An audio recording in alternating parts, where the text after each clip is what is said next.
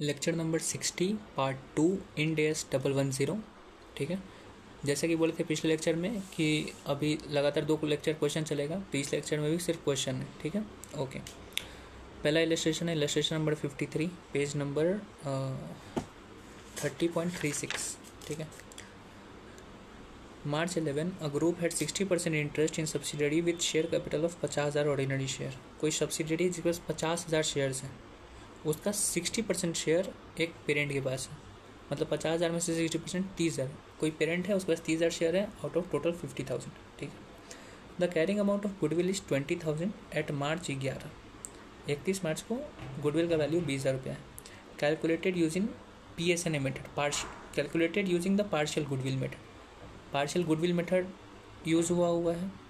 ये जो गुडविल है वो पार्शियल गुडविल है। इसका मतलब क्या है, जो NCI होगा वो PSNA मेथड से आया होगा, याद रखना। पार्शियल गुडविल है, पार्शियल गुडविल कब आता है, जब NCI PSNA मेथड पे होता है। ठीक है, on 31 March 11 an option held by minority share holder. Minority share holder मतलब NCI 60% पेरेंट के पास है, 40% NCI के पास होगा। ये जो 40% NCI है वो क्या कर रहा है, 31 मार्च 11 को क्या कर रहा है, एक ऑप्शन एक्सरसाइज कर रहा है जिसके वजह से उसको 25,000 शेयर मिल रहा है। उसको पेरेंट के पास 60% शेयर था आउट ऑफ 50,000 शेयर, मतलब 50,000 शेयर में से 30,000 शेयर पेरेंट के पास था, मतलब 20,000 किसके पास रहा होगा, सब्सिडरी के पास। लेकिन अभी क्या हो रहा है कि ये जो सब्सिडरी है उसको और 25,000 शेयर मिल रहा है, मतलब इसके पास कितना शेयर हो गया, 20 + 25 45,000 शेयर हो गया। इसके पास कितना शेयर है, 60,000। इसके 30,000 शेयर था, इसमें 60% था 50,000 का, दैट इज 30,000। इसके पास कितना हो गया, 20,000 + 25,000, मतलब 45,000 शेयर। NCI जो था उसके पास हो गया 45,000 शेयर, पेरेंट के पास 30,000 शेयर। तो बोलेगा भाई टोटल शेयर तो 50,000 था, भाई 50,000 शेयर पहले था, और 50,000 के साथ और 25,000 शेयर यही कंपनी इशू कर रहा है, मतलब 75,000 शेयर। 75,000 शेयर में से 25,000 30,000 इसके पास है, 45,000 NCI के पास। भाई NCI का वैल्यू तो बढ़ गया। इस क्वेश्चन में एक बार भी ये नहीं लिखा हुआ है कि पेरेंट अपना शेयर बेच रहा है, डिस्पोजल ऑफ शेयर कर रहा है।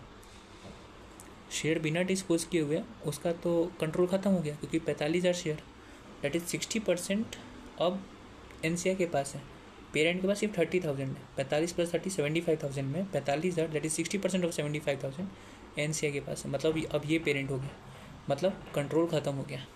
This is loss of control without disposal, मतलब कैश बिना मिले हुए मेरा कंट्रोल खत्म हो गया। ठीक है, ओके। फिर से question, on 31 March 11 an option held by minority shareholder exercise the option to subscribe for further 25,000 ordinary shares in subsidiary at ₹12 per share, raising 3 lakh. ये जो NCI था जिसको 25,000 शेयर मिल रहा है, वो NCI वाला सब 12 रुपया पर शेयर खरीद रहा है। टोटल 3 लाख रुपये का शेयर वो लोग खरीदा। ठीक है, the net asset of subsidiary in CBS prior to option exercise worth 4.5 lakh excluding goodwill. देखो भाई फिर से गुडविल और कुछ भी करके बोल दिया गया। ये 4.5 लाख रुपया है, उसका क्या हो गया, INA। क्या हो गया, 4.5 लाख INA हो गया, क्योंकि ये एक्सक्लूडिंग गुडविल है। गुडविल एक्सक्लूडेड है, मतलब ये INA। अगर गुडविल इंक्लूड हो जाता तो फेयर वैल्यू बन जाता बिजनेस का, लेकिन ये INA 4.5 लाख INA। ठीक है, okay. Calculate gain loss on interest in subsidy due to option.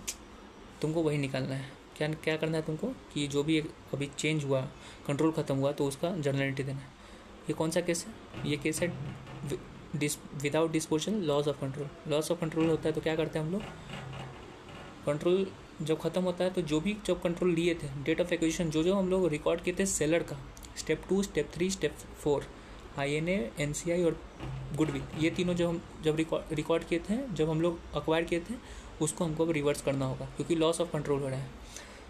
तो क्या क्या उस टाइम रिकॉर्ड किए होंगे, INA तो 2 INA कर दो, क्योंकि उसको कम करना है। डेबिट हुआ था उस टाइम, अब क्रेडिट कर दो। NCI उस टाइम क्रेडिट हुआ था, तब डेबिट कर दो। और गुडविल अगर हुआ होगा तो उस टाइम डेबिट हुआ होगा, अभी तुम क्रेडिट कर दो। Okay, very good. इसमें क्या बोल रहा है, गुडविल था 20,000 का, तो गुडविल उस टाइम डेबिट हुआ होगा, अभी क्रेडिट कर दो। 2 गुडविल 20,000 रुपया। INA कितना बोल रहा है, 4.5 लाख रुपये का, उस टाइम डेबिट हुआ होगा, अभी क्रेडिट कर दो, तो 2 INA 4.5 लाख रुपये का। NCI का क्या फेयर वैल्यू है, वो तो दिया ही हुआ नहीं है। NCI का कोई वैल्यू ही नहीं दिया हुआ है। NCI तो 40% था, ट्रू, दैट इज 30,000 शेयर उसके पास था।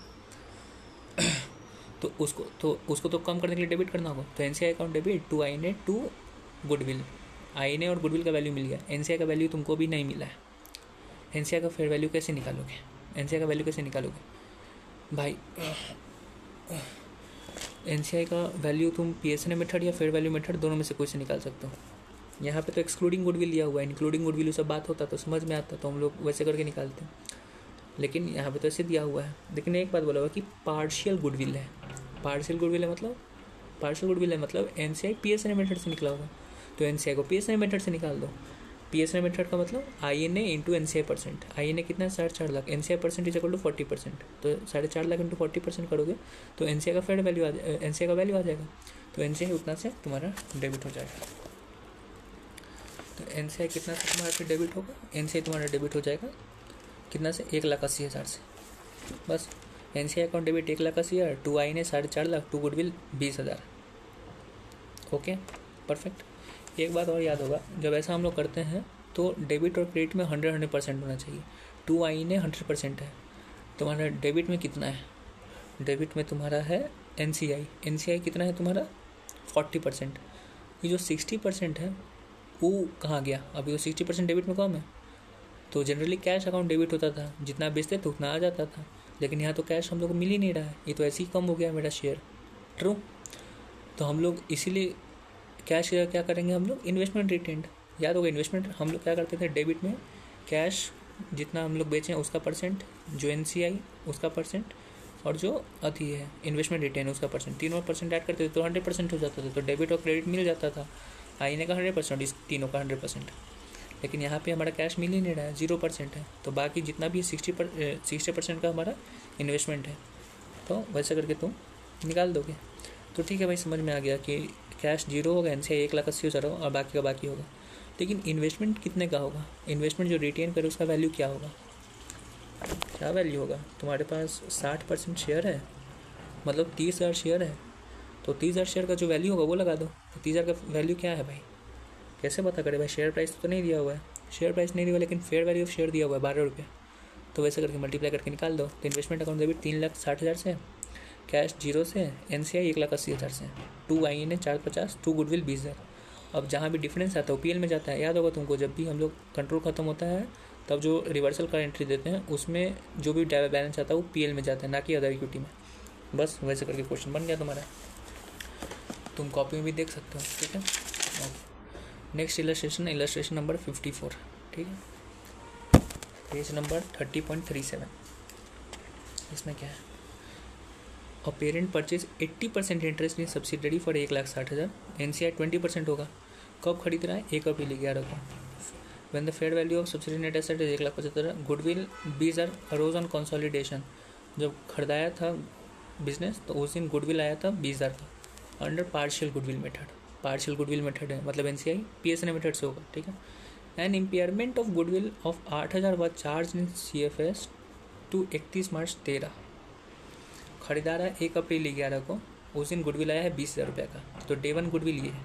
1 अप्रैल 11 से 31 मार्च 12 आया, कोई इम्पेयरमेंट नहीं। 31 मार्च 13 को ये जो गुडविल यहाँ तक 20,000 का आ रहा था, अब 31 मार्च 13 को ईयर एंड पे -8,000 हो गया, कितना गुडविल हो गया है? 12,000।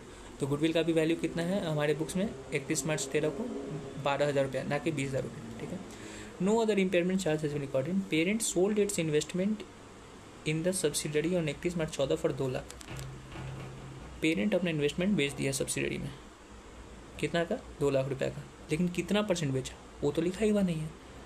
तो इसके कहने का मतलब है सोल्ड इट्स इन्वेस्टमेंट मतलब 100% इन्वेस्टमेंट बेच दिया, मतलब इसका कंट्रोल खत्म हो गया। 80% खरीदा था, 80% जो भी खरीदा था अब सब बेच दिया अपना। ठीक है, मतलब हो गया disposal and control lost. Control lost होता है तो हम लोग जो भी रिकॉर्ड किए थे डेट ऑफ एक्विजिशन में उसको रिवर्स कर देंगे। स्टेप 2, स्टेप 3, स्टेप 5 सब सेलर का। स्टेप 2, 3, 5 क्या है? INA goodwill, INA NCI goodwill reverse कर देंगे। क्वेश्चन क्या बोल रहा है कि गुडविल था डेट ऑफ एक्विजिशन के दिन, अगर जीबीपी होता तो जीबीपी रिवर्स करते हैं, गुडविल है गुडविल रिवर्स करेंगे। गुडविल रिवर्स करने के लिए क्रेडिट, आईएनए रिवर्स करने के लिए क्रेडिट और एनसीआई रिवर्स करने के लिए डेबिट। ठीक है, 2 okay. The book value of subsidy net asset in CFS on date of sale was 2,25,000। Not including goodwill, goodwill include करते हुए नहीं, मतलब INA 2,25,000 का है, 2,25,000 प्लस 12,000 तब फेयर वैल्यू आता है। INA कितना, 2,25,000, गुडविल 12,000 का है, ठीक है। देखो गुडविल बोल दिया ना 12,000 रुपया, एग्जैक्टली वही बोल रहे थे, ठीक है, क्योंकि 31 मार्च 14 को गुडविल 12,000 का है, 20,000 का नहीं है। Then subsidy met criteria note